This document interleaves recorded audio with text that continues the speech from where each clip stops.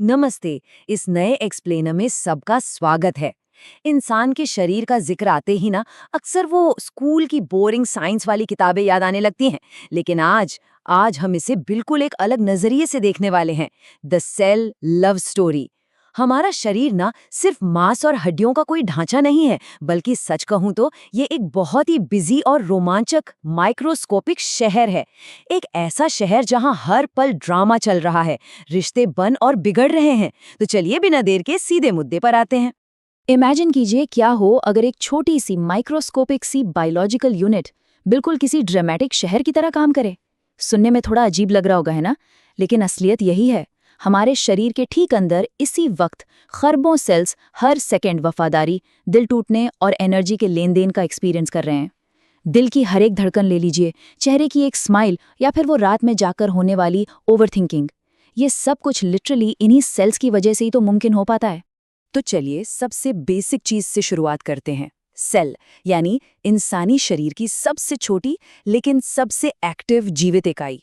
और इनकी गिनती कोई हजार लाख में नहीं है, ये ट्रिलियंस में है, यानी खरबों में। और मजे की बात यह है कि ये बिना रुके 24 घंटे काम करते हैं। चाहे हम जिम में कोई बहुत भारी वजन उठा रहे हों, या फिर अचानक किसी को देखकर वो क्रश वाली फीलिंग आ रही हो, ये सेल्स ही हैं जो बैकग्राउंड में बिना थके हमारी सारी मेहनत संभाल रहे हैं। यही तो असल में हमारे जीवन की नींव है। अब देखिए, हर शहर की तरह इस माइक्रोस्कोपिक शहर को भी तो एक वीआईपी किरदार की जरूरत होती है। जैसे किसी भी बड़े शहर में एक मेयर होता है या कोई कंट्रोल रूम होता है जो ये तय करता है कि सब कुछ एकदम स्मूथली चले, ठीक वैसे ही हमारे सेल्स के अंदर भी एक बहुत ही सेंट्रल और सुपर इम्पॉर्टेंट हिस्सा होता है। तो आइए इस कॉम्प्लेक्स सेलुलर महानगर के असली रूलर से मिलते हैं। और वो रूलर है न्यूक्लियस। इसे सेल का दिमाग कह लीजिए, इसका राजा या रानी मान लीजिए, मास्टरमाइंड कह ले, या फिर हमारी इस पूरी कहानी का मेन कैरेक्टर। ये न्यूक्लियस सेल के लगभग हर एक छोटे बड़े काम को कंट्रोल करता है। अगर इसे बीच से हटा दिया जाए ना, तो पूरे सेल की हालत बिल्कुल वैसी हो जाएगी जैसे बिना इंटरनेट की किसी टीनेजर की होती है, बिल्कुल कंफ्यूज्ड और पूरी तरह से खोया हुआ। अब यहाँ से कहानी और भी ज्यादा दिलचस्प हो जाती है।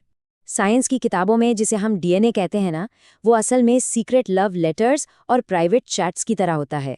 इस न्यूक्लियस के अंदर बड़े ही सेफ तरीके से रखा हुआ ये डीएनए हमारी उन छिपी हुई यादों, पर्सनालिटी सेटिंग्स और रिश्तों के नियमों का एक बहुत ही सिक्योर वॉल्ट है। एक ऐसी तिजोरी जिसे कोई ऐरा गैरा आसानी से खोल ही नहीं सकता। तो फिर इस डीएनए के अंदर आखिर ऐसा रखा क्या है? सच बताऊं तो जवाब बड़ा हैरान करने वाला है। आंखों का रंग कैसा होगा, बालों का रंग क्या होगा, हमारी हाइट कितनी होगी, शरीर कैसे ग्रो करेगा, चोट लगने पर रिकवरी कैसे होगी और प्रोटीन कैसे बनेगा, ये सब कुछ, ये सारी की सारी इन्फॉर्मेशन इसी डीएनए में कोड्स के रूप में छिपी होती है। देखा जाए तो ये सेल की पूरी लाइफ स्टोरी है, जिसे न्यूक्लियस के अंदर बहुत ही हिफाजत से लॉक करके रखा गया है। और भाई, जब डीएनए इतना ज्यादा कीमती है तो उसकी सिक्योरिटी भी तो वैसी ही टॉप क्लास होनी चाहिए। और यहीं पर एंट्री होती है न्यूक्लियर मेम्ब्रेन की। इसे हम ओवो प्रोटेक्टिव पेरेंट्स या फिर किसी वीआईपी के बहुत ही सख्त सिक्योरिटी गार्ड्स की तरह समझ सकते हैं। ये न्यूक्लियस के चारों तरफ एक ऐसा सॉलिड सुरक्षा कवच है जो इस बात की गारंटी लेता है कि कोई भी बाहर से आकर उस अनमोल डीएनए के साथ जरा सी भी छेड़छाड़ ना कर सके। अंदर जाने की एंट्री सिर्फ और सिर्फ उन्हें ही मिलती है जिनके पास परमिशन होती है। लेकिन अब एक सवाल उठता है, अगर सिक्योरिटी इतनी ही ज्यादा सख्त है तो न्यूक्लियस बाहर की दुनिया से कम्युनिकेट कैसे करता है? यहीं काम आते हैं न्यूक्लियर पोर्स। ये असल में सेल के चैट नोटिफिकेशंस की तरह हैं। ये छोटे छोटे दरवाजे होते हैं जो जरूरी मैसेजेस को न्यूक्लियस से बाहर जाने की इजाजत देते हैं। जैसे ही न्यूक्लियस अंदर से कोई मैसेज टाइप करता है, मान लीजिए उसने लिखा, हे हमें तुरंत कुछ और प्रोटीन चाहिए, तो ये मैसेज सीधा इन्हीं दरवाजों से होकर पूरे शहर में ब्रॉडकास्ट हो जाता है। और ये पूरा का पूरा कम्युनिकेशन सिस्टम एक बहुत ही शानदार सीक्वेंस में काम करता है। सबसे पहले स्टेप में डीएनए के पास वो मास्टर प्लान होता है। फिर दूसरे स्टेप में न्यूक्लियस एमआरएनए नाम का एक खास मैसेंजर तैयार करता है। तीसरे स्टेप में ये जो एमआरएनए है ना, ये उन्हीं न्यूक्लियर पोर्स से होते हुए बाहर की तरफ अपनी यात्रा शुरू करता है। और फाइनली चौथे स्टेप में राइबोसोम्स इन सारे निर्देशों को रिसीव करते हैं। ये एक इतना परफेक्ट और बिना रुकावट वाला सिस्टम है जो हर सेकंड हमारे शरीर में चुपचाप चल रहा है। थोड़ा इस mRNA पर फोकस करते हैं, ये काफ़ी इंटरेस्टिंग है। ये असल में वो मैसेंजर है जो सीधा DNA से इंस्ट्रक्शन उठाता है और सेल के वर्कर्स तक जाकर डिलीवर कर देता है। अगर इसे आज के डिजिटल ज़माने की भाषा में डिकोड करें तो mRNA फ़ोन पर आने वाला एक बहुत ही अर्जेंट टेक्स्ट मैसेज है। एक ऐसा मैसेज जो लिटरली चीख चीख कर कह रहा है, प्लीज़ इसे तुरंत बनाओ, ये बहुत ज़रूरी है।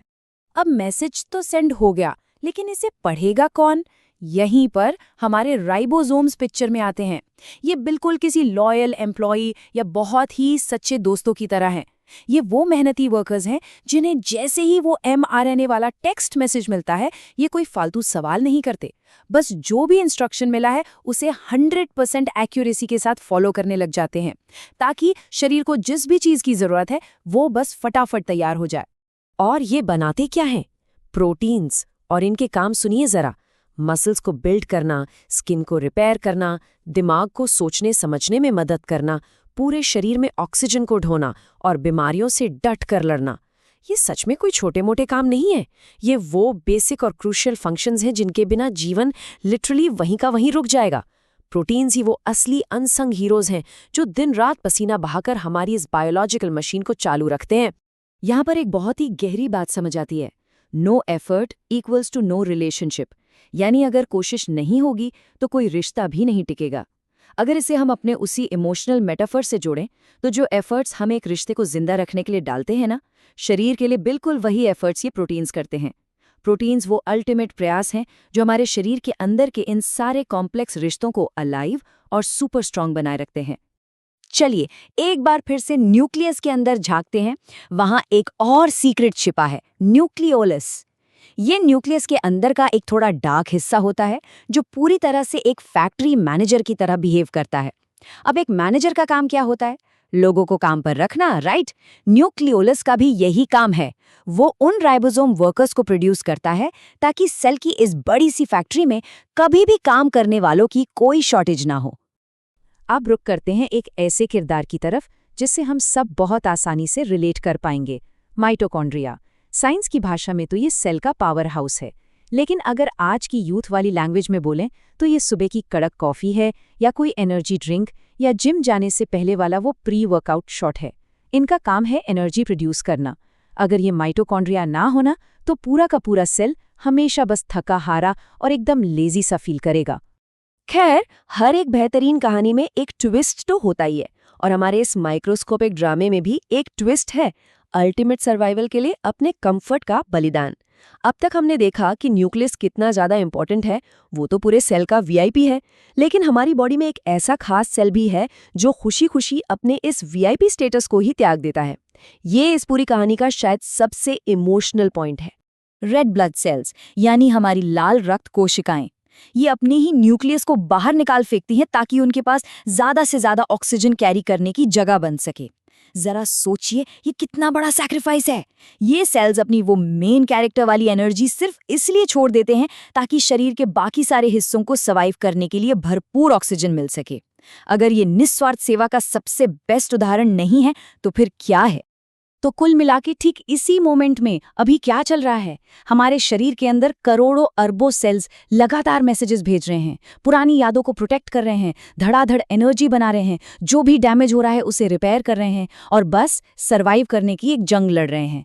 ये जो सारा का सारा ड्रामा है, ये जो पूरी भागदौड़ है ना, ये ट्रिलियंस छोटे छोटे सेलुलर शहरों में बिना एक सेकंड के ब्रेक के बस चले जा रही है। और इस सब के बीच, जीवन के इस पूरे मैजिक के पीछे वो मास्टरमाइंड बिल्कुल शांत बैठा है। जी हाँ, न्यूक्लियस। इतने सारे ड्रामे, इतनी सारी हलचल और इतने सारे एक्शन के बिल्कुल सेंटर में न्यूक्लियस चुपचाप अपना काम कर रहा है। वो इन सारी अलग अलग कहानियों को कंट्रोल कर रहा है, पूरे के पूरे सिस्टम का बैलेंस बना के रख रहा है और इस बात की गारंटी दे रहा है कि ये कमाल की जिंदगी बस ऐसे ही स्मूथली चलती रहे। तो चलिए, इस एक्सप्लेनेशन को खत्म करने से पहले एक सवाल सोचने के लिए छोड़ते हैं। अगर खरबों छोटे छोटे शहर सिर्फ एक इंसान की जिंदगी को टिकाए रखने के लिए हर एक सेकंड इतनी जी तोड़ मेहनत कर रहे हैं, तो वो जिंदगी आज क्या कुछ हासिल नहीं कर सकती? एक बार सोच कर देखिएगा। हमारे शरीर के अंदर चलने वाले ये छोटे छोटे चमत्कार हमें लिटरली कुछ भी कर गुजरने की ताकत देते हैं। उम्मीद है कि आज के इस एक्सप्लेनर ने ह्यूमन बायोलॉजी को देखने का नजरिया थोड़ा सा तो जरूर बदला होगा। इस शानदार सफ़र में साथ रहने के लिए बहुत बहुत शुक्रिया। और हाँ, हमेशा कुछ नया सीखते रहिए।